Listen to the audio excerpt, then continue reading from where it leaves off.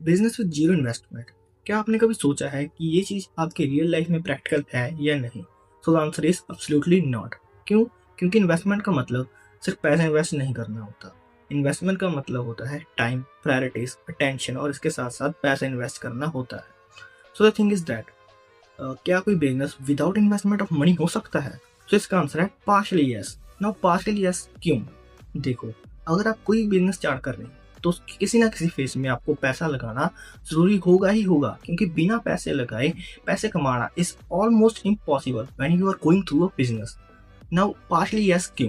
क्योंकि देखो, आप बिजनेस करते करते साथ में पैसा कमा सकते हो। क्यों? क्योंकि जिस स्किल्स की वजह से आपने अपना बिजनेस शुरू किया है, जिस डोमेन में आपने अपना बिजनेस शुरू किया है, उस डोमेन में कोई ना कोई सर्विस के थ्रू आप पैसा एज अ स्किल कमा सकते हो, और वो पैसा कमाने के बाद डायरेक्टली आप अपने बिजनेस में लगा सकते हो। इसका फायदा ये होगा कि आपके पास जो पहले पैसा था या नहीं था वो ऐसा ही पड़े रहेगा, और जो आप पैसा कमा रहे हो साथ साथ वो आप अपने बिजनेस में लगा रहे हो।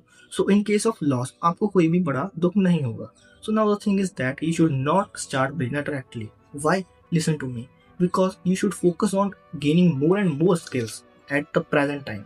If you will gain skills, it will even help you in earning money and in starting your own business. अगर आप स्किल सीखना शुरू करते हो तो आपको कमाने में तो मदद करेंगी ही करेंगी, और बाद में आप उससे अपना बिजनेस भी स्टार्ट कर सकते हो।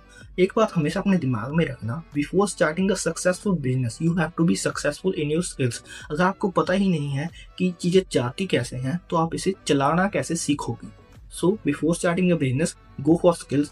After your skills, you can even earn money through your business, while your business and before your business as an investment.